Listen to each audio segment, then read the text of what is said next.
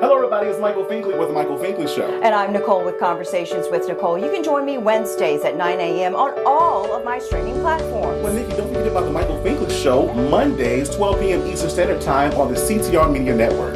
Join us. It's finally here. My brand new single, Biggest Dream Come True. Now available on all streaming platforms.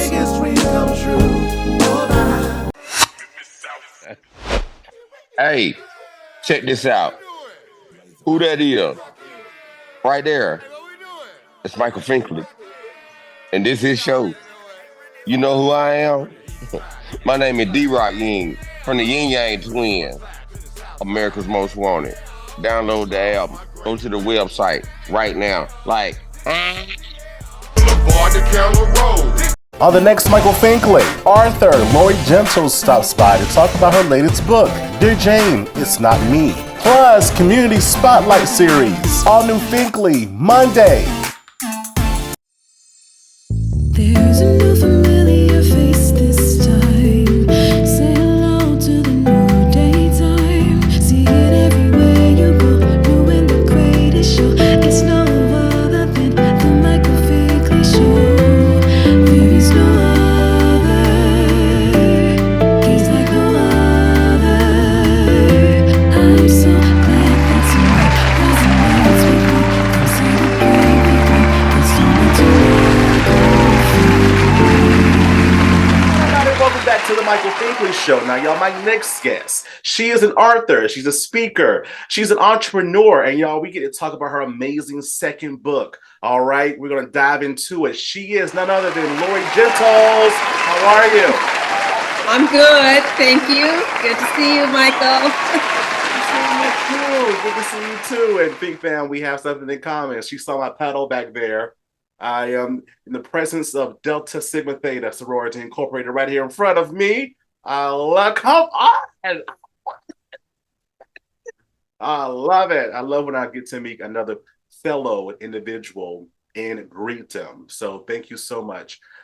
So this book, right? Before we dive into this book, because I feel that it has so many different layers to it. When it comes down to the aspect of literacy, right?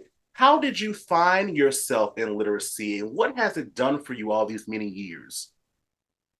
Yeah, it's so great because, as a child, I was somewhat of a, they call them a square or a nerd. So books, I used to literally climb up on the roof of our home and be up there for hours just reading books. I would get lost in reading and books. So literature has always been a part of my life. And I would actually say that literature actually saved me.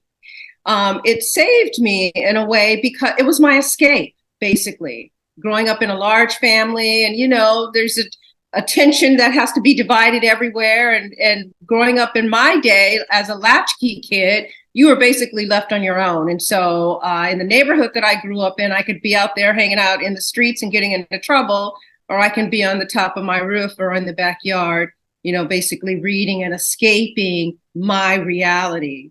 So it started as a child and it has continued today, even as an adult. These two books that I have written were actually an escape for me as well.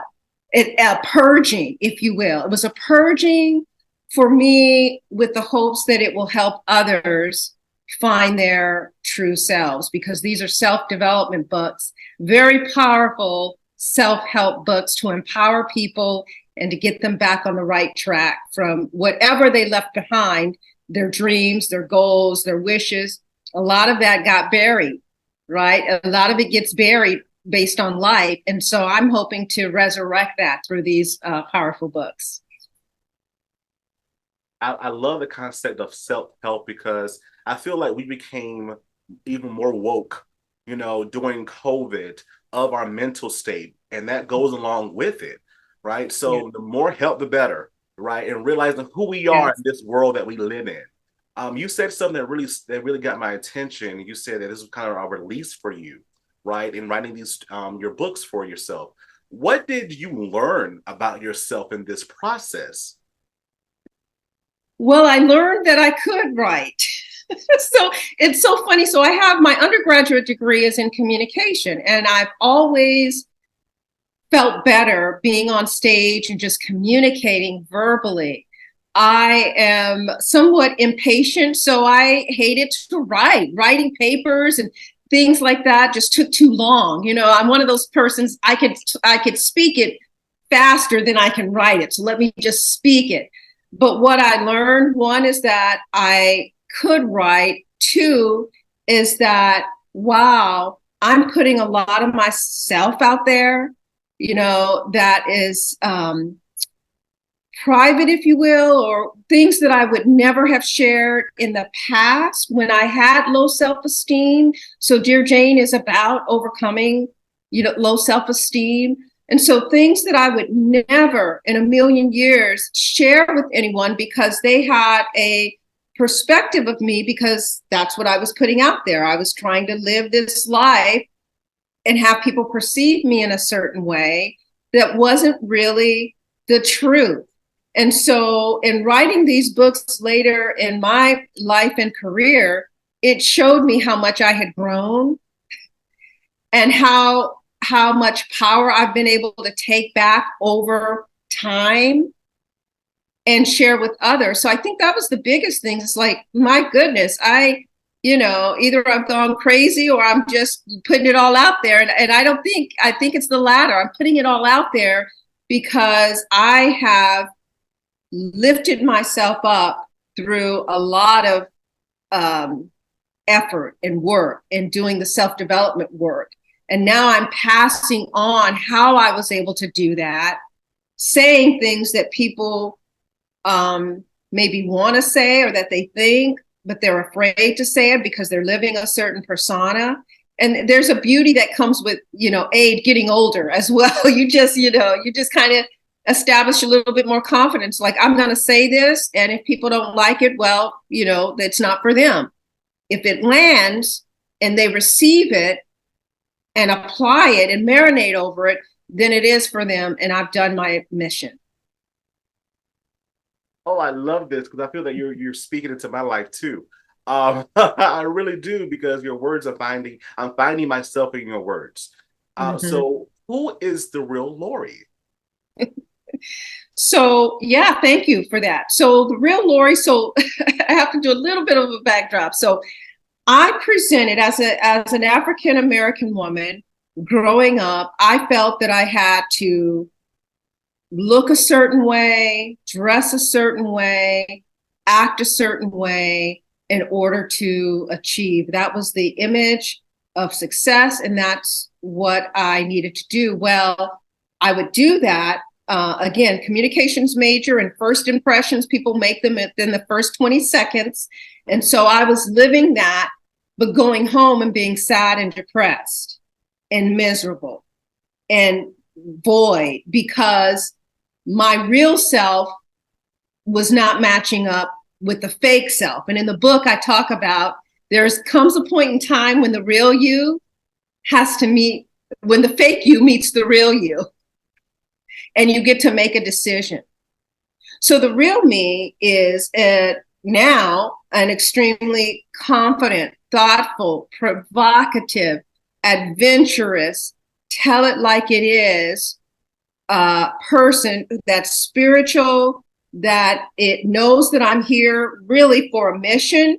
Like, everything that I do is an assignment. It is my specific divine assignment. And that's the race that I'm running. So I'm not running anyone else's race. Because when you do that, you know, if you're not a track star, you know, hurdle jumper or whatever, you try to run a jumper's race, you're going to fall, you're going to knock all the hurdles out. That's not your race, right? And so what is the race? So the real Lori is running the race that I believe was given to me divinely. And I believe my gift is, you know, it's all in these books. It's about uplifting, up-leveling. I've always wanted to give people an even playing field. And meaning that we all start at different places in our lives.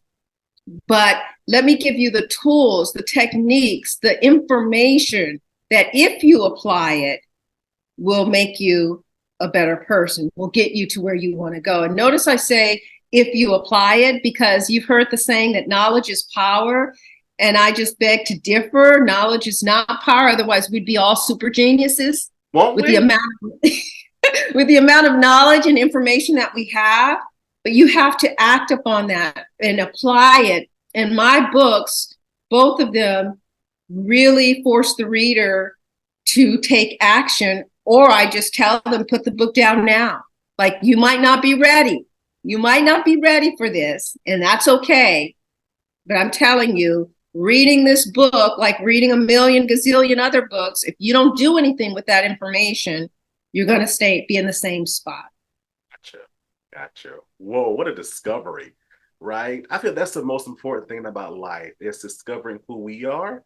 And once we know whom we are, right, as an individual, yeah, that shines through when people can see that, oh my gosh, that's you. That's you. Now that's you. Right? What I learned is that you describe Jane as a noun. Explain that to me.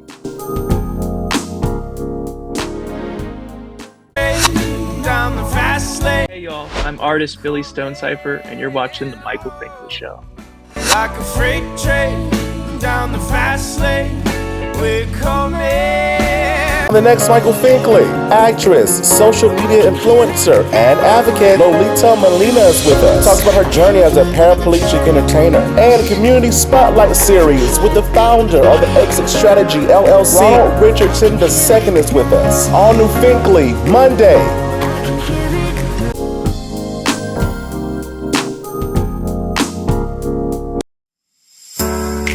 Hello everybody, it's Finkley from the Finkley Experience. We're an educational consulting firm that specializes in first generation education. So we assist students with their college and career endeavors. We train school administrators on the state of first generation students. And also we partner with colleges and universities to assist their first generation population for easy transition from high school to college. So if you're looking for a presenter or speaker that presents on these topics and so much more, visit our website at thefinkleyexperience.com and learn about all that we do. We're looking forward to working with you. Looking for some of the best soul food right here in Mullen, South Carolina? I promise you, come on down to Garden Alley.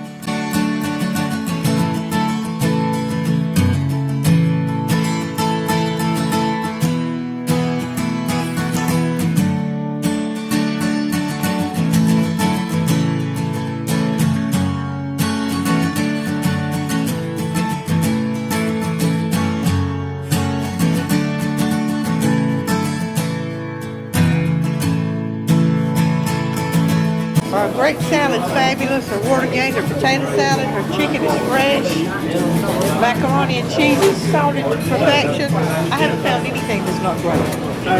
Best ever. Banana pudding, cakes, pies. Yeah. Selection is huge. Garden Alley is an awesome place to eat. I really love it. Come by and see the amazing staff at Garden Alley, downtown Mullins.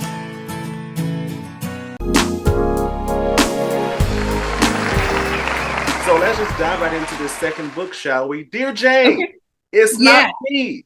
Saying goodbye to self-criticism and hello to self-love, courage, and confidence, right? What I learned is that you describe Jane as a noun. Explain that to me. Yeah, so Jane is a gender neutral. You know, we're so used to like the Dear John letters, you know, saying kicking somebody to the curb. But so I did a spin on that, Dear Jane. But Jane actually stands for just additional negative energy. Just additional negative energy. It could be a person, a place, or thing. Going to a same place that's just negative for you. It's a negative vibe. It's a negative energy.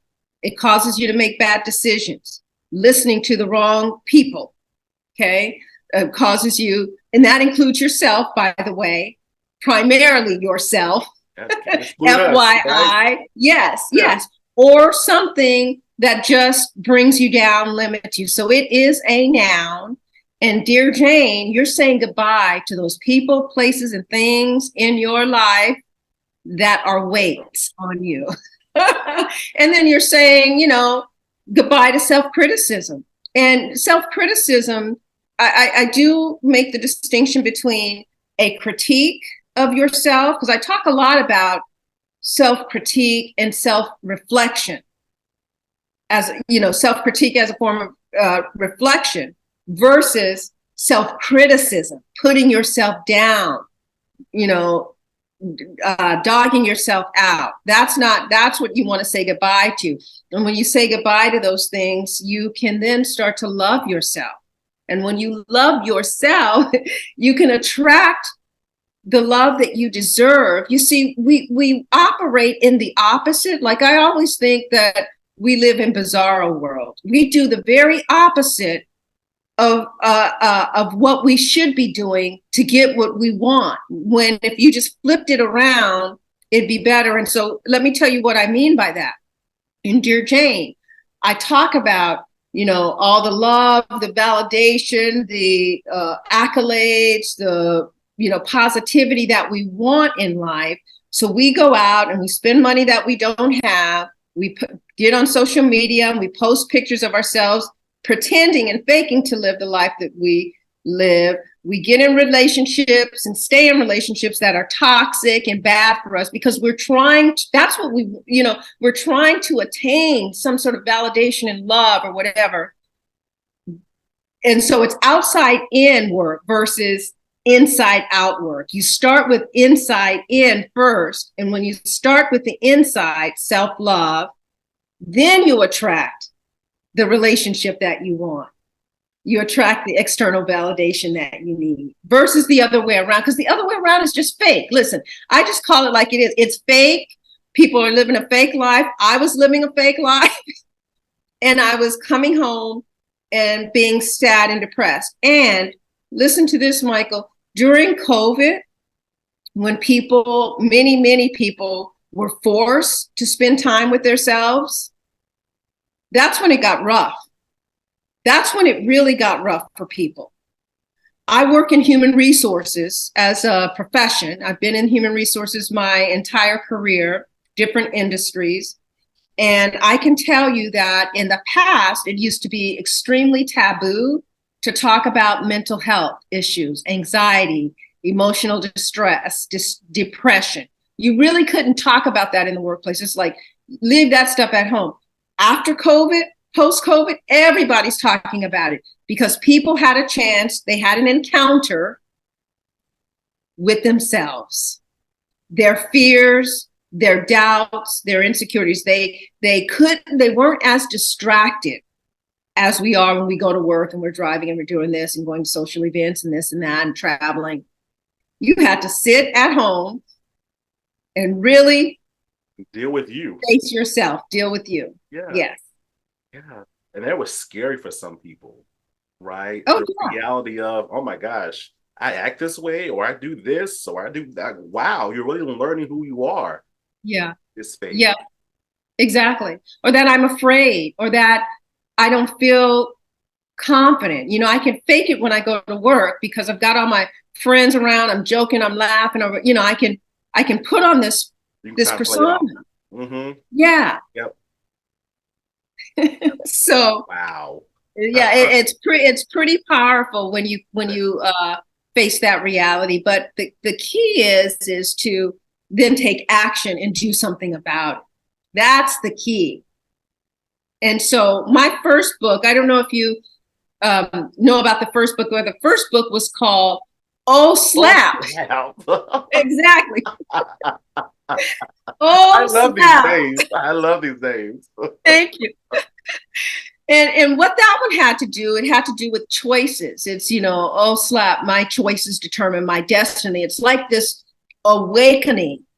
Oh no, it's me. My choices determine my destiny. So that one really was about, recognition, awareness, stop blaming people, stop being a victim. It's your choices and how can you start making better choices? And I provide tips and tools on how to do that.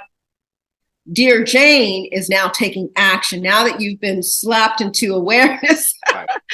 it's how do you take action and start writing some letters. There are things that need to be broken up with, people, places, and things that need to be broken up with. And I talk about how breaking up is hard to do, because it's sad sometimes. Sometimes breakups are hard of all kinds.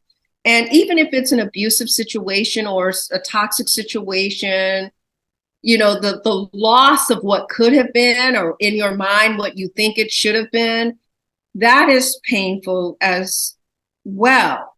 And so I talk about how, though, and give people permission to recognize that breakups are not necessarily a negative thing. It's a seasonal thing. Like, people come in your life for seasons. We can't be winter forever. It can't be summer forever or spring forever. So there are these seasons that you will go through. And how do you embrace that? Appreciate what it brought into your life. Like, even if you're in a bad relationship, and it ended, which it probably needed to end, even that bad relationship, if you can find a way to be grateful for what you learned from that, why that was into your life. Like, there's a different practice of gratitude that comes with happiness and success. Some people dog their ex-spouse or whatever. It's like, no, I'm grateful for all of that. Find a way to be grateful for it. Grateful that you got out, for one, but grateful what you learned during it and how much better you are and prepared. That's perspective. And I talk about, how perspective is a choice and positive perspective is a gift. So. Oh my gosh, that's some good stuff, right? All for the development of ourselves. And I love the way you said, and it put me in the mindset of this, right? We find who we are inside, right? It comes out. So many people are looking for love from other people to fulfill them on the inside. On the outside, trying to fulfill them on the inside. When you said it should be done on the opposite end. Yep. Is there a time frame? Because I definitely feel that you're an expert in this field now because of the books and your experiences. Is there a time frame for individuals that are seeking love, courage, and confidence in themselves? I would say the time frame is very customized and individual. In other words, like the race that we talked about, my time frame is not your time frame, right? And so a lot of people get discouraged because they feel like there is a time frame. They feel like they're behind in life. I should have made these choices a long time ago. I would have been so much. Those conversations with myself the other day. I'm like, oh my gosh, I've been done with this already. Exactly. I have that all the time. That's a Jane, and you need to kick Jane to the curb, dear Jane. You got to get that negative voice out of your head. Slap Jane. Apple. You got to slap Jane down, because it's those seeds of doubt that bring discouragement, that lower your level of confidence and self-esteem. And this practice of gratitude that I talked about, it really is appreciating, acknowledging I may have had the opportunity to make different choices in my life that may have put me on a different path. I'm grateful that I am aware of that now, and from today, I am starting to make the choices. So it's perspective. It's you hear the difference in the conversation versus beating yourself up. Why didn't I take that opportunity? Why didn't I do this? What's wrong with me? Why is so-and-so succeeding? Is their career taking off? No, that's their race. Focus on you and focus on now. And that's the best answer that I can give, because that Jane is, I call her, him, her, it's gender neutral. It is ubiquitous. It is pesky. It is sly like a fox. It's everywhere. Everywhere you turn, there's a Jane, your own voice, your family's voice saying, well, you're still trying to do that? You're still trying to start that business? What, you got a good job. Why don't you just keep that job? Listen. You're still trying to buy that house? You're still going to school? Those are Janes. You've got to let those things go. You got to recognize it as a Jane. It's sly. It's sneaky. In the book, I say it's sly like a fox, and it slithers through your mind like a snake because it's trying to kill your dream. It's trying to set you back. And when you have the right perspective, and I do, a lot of times people say there's no right or wrong way. And when it comes to perspective, I do think that there is a right perspective. And the perspective is a confidence that you are in the exact spot that you need to be in at this particular moment. Now, the key is what's your next spot? Where are you going? Forget about what you did or didn't do, right? I was listening to someone else on the radio the other day, and they were talking about these, I forget what the girl called it, but like these split decision things that happen. Like, for example, you are getting ready to go to an interview and you get in your car and your car doesn't start. So you're stressed and you're delayed to the interview and you miss your interview. Well, is that a blessing or a curse?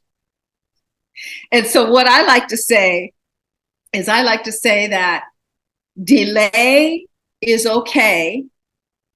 Rejection is redirection, and redirection is God's protection. You don't know what you've been protected against, but you have to have a level of confidence and a level of faith that you're an appreciation and gratitude that you're in the spot that you need to be, but at the same time, constantly seeking to move forward. Like, those people that just sit around and say, I'm just waiting for my blessing to show up. No, you have to take some sort of action and be seeking. Exactly.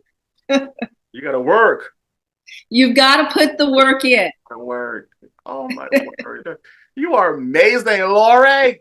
You are amazing. And I must say, you must come back as well, because I know there are more books to come. Right? Yeah. It's more to come from you. So please come back and share. How can the Think Fam purchase this amazing book, and how can we follow you on social media? Thank you so much for that. Yeah, everybody go out and support. You can find the book, both books, actually. I'll show them again. There's one, Dear Jane, and then this was my first book, Oh Slap. So you can find both books on Amazon or Barnes & Noble. And so you can purchase them there. You can also go to my website. I have my own company. It's called The Choices Company. Again, I'm a radical believer in the power of good choices. So thechoicescompany.com. You can go on there and link up with me there, and I can get you a book that way. And you can also follow me on Instagram at We Are iChoice. We Are iChoice.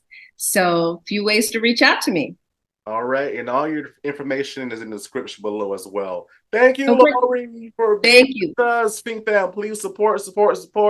Please get these books again. It's all for your help, all for your self-help care. All right. Take care of you. Thank you, Lori, for being with us. We appreciate you. Thank you so much. It was my pleasure and honor. You're welcome. Think Fam, don't go away. Back in a moment.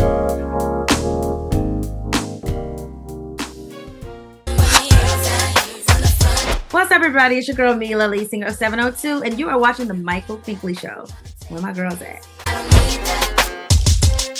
Hey, don't you violate me. Hi, guys. Welcome to Awaken. We wanted to serve the city of Mullins. We are church-owned, and we felt like a coffee shop was such a huge need in the city of Mullins. There's nowhere for people to just come, get a cup of coffee, sit with friends, maybe do some work on the laptop.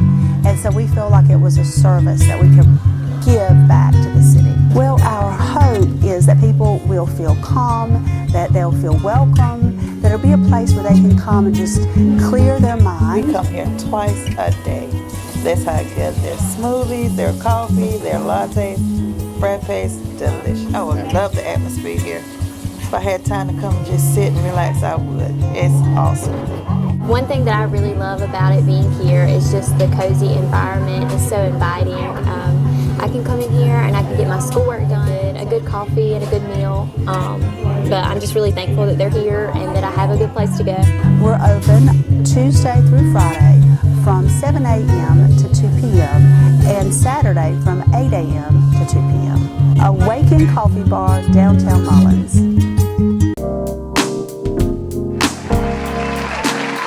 I've been exposed to this awesome young man beside me. Introduce yourself to the Fink fam. How you guys doing? So my name is RaJohn Davis from Marion, South Carolina, and a little small town called Centenary, South Carolina. We call it the Big C. The big city. I'm sitting there, right there beside Mullins. I'm very familiar with it. So within your gifts, when did you find your voice? I believe I found my voice. Well, I started out on the youth choir. And I just sing with my father. He had a quartet group. So I thought I was going to go that route. But I didn't find my voice until I was in college when God led me to pick up the acoustic guitar. Then I began to start writing songs, and everything shifted. It changed to a worship. Instead of just singing, it changed to a deeper worship and relationship with Christ. So that's when I really found that tone and that voice of Him. Amen. So within your voice, within your gift, because I love our gifts, right? Because a man's gift will make room for us, right? And it set us before great men. Within your gift, what have you learned about yourself? I've learned a lot about myself. I learned that it is a big difference from the gift versus an anointing.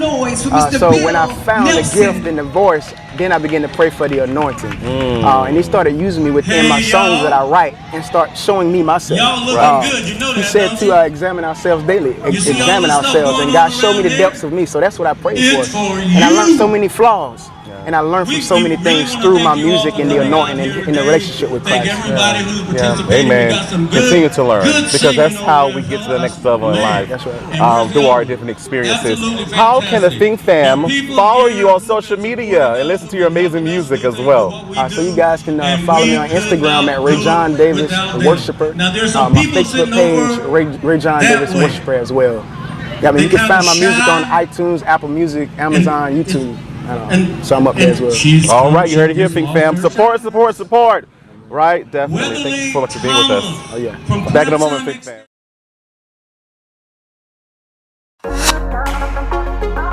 What's going on, beautiful people? My name is Prince Horboom, and I play Jacob in Fati Seduction, and you guys are watching the Michael Finkley Show.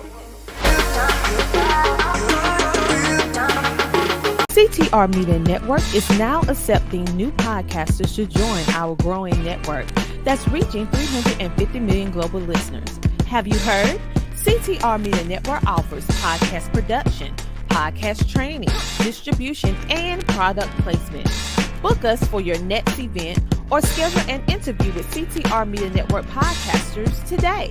To learn more, go to ctrmedianetwork.com. The next Michael Finkley, actress, social media influencer, and advocate Lolita Molina is with us. Talks about her journey as a paraplegic entertainer and a community spotlight series with the founder of the Exit Strategy LLC. Ronald Richardson II is with us. All new Finkley, Monday,